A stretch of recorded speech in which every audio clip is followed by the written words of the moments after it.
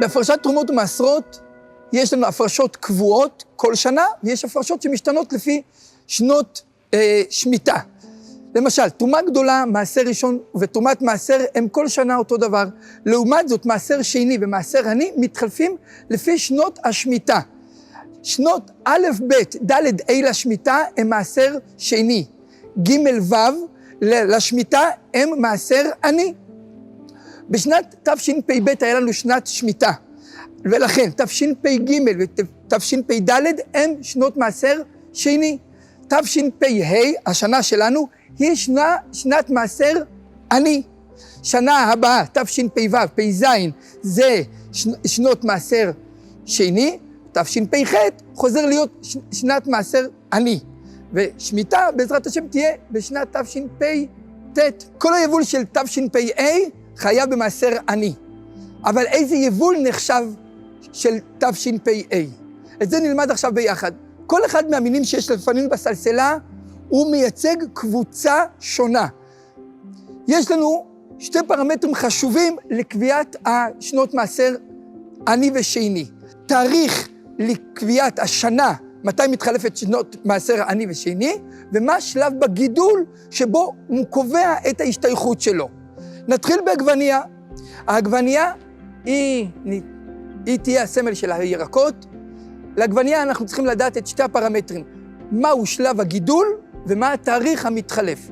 לעגבנייה ראש השנה, א' בתשרי, זה התאריך של התחלפות השנים, והקובע בשלב הגידול זה הלקיטה. כלומר, כל הירקות, כולל עגבניות, מלפפונים, פלפלים, שאנחנו כותבים אחרי ראש השנה, הם משתייכים לשנה החדשה.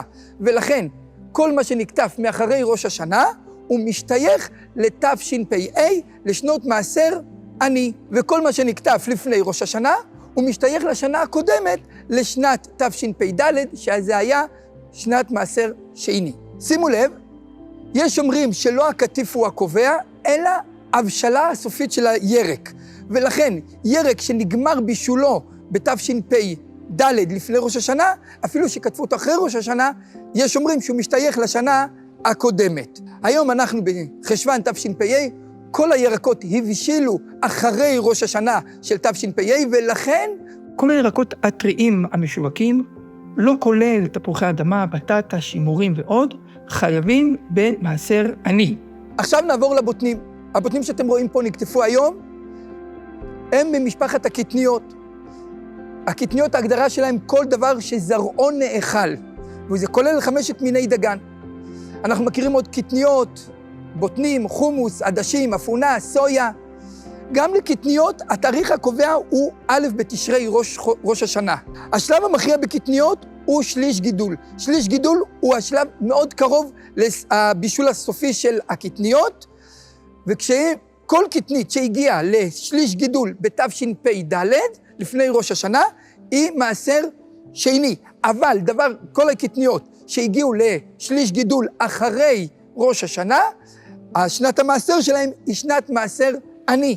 הקטנית הזו שנקטפה היום, היא הביאה שליש גידול אחרי ראש השנה של תשפ"ה, ולכן השנת מעשר שלה היא מעשר עני. מה נוצא עכשיו? תפוח, פרי. בפירות האילן, הראש השנה והתחלפות השנים נקבע לפי ט"ו בשבט, ראש השנה לאילנות, לא אחד בתשרי. כלומר, כל פירות האילן, כיום בחשוון, עדיין הם מעשר שני, כי עד ט"ו בשבט כל הפירות משתייכים לשנה הקודמת, תשפ"ד. השלב המכריע בפירות האילן הוא הכנתה.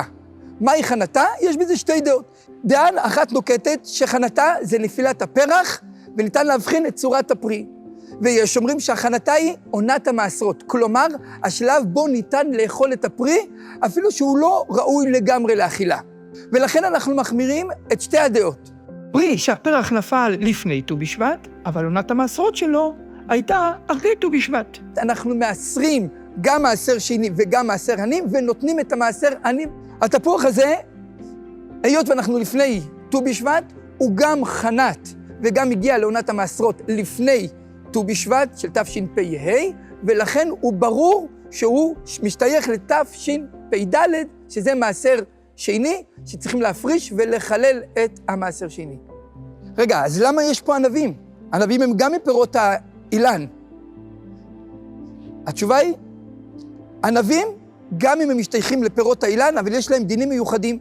שנת המעשר של זיתים וענבים הוא כמו כל הפירות בט"ו בשבט, אבל השלב הקובע הוא לא הכנתה, אלא שליש גידול.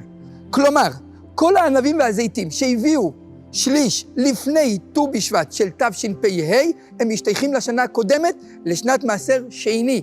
אבל זיתים וענבים שיגיעו לשליש גידול אחרי ט"ו בשבט, הם משתייכים לשנה הבאה, מהם יהיו צריכים להפריש מעשר עני.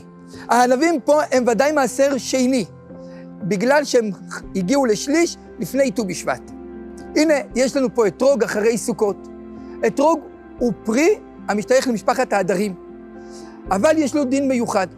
שנת המעשרות שלו הוא נקבע לפי ט"ו בשבט כמו שאר הפירות, אבל השלב הקובע הוא הלקיטה, כמו ירקות. כלומר, אם הוא נקטף עד ט"ו בשבט תשפ"ה, הוא משתייך לשנה הקודמת, לשנות מעשר שני. אבל כל אתרוג שלי ייכתף מט"ו בשבט, הוא משתייך לשנה הנוכחית לתשפ"ה, ויעשו ממנו מעשר עני.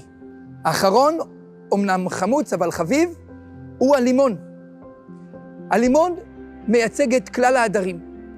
יש ספק בכל פירות העדר, האם הם כמו שאר פירות האילן, או הם כמו אתרוג.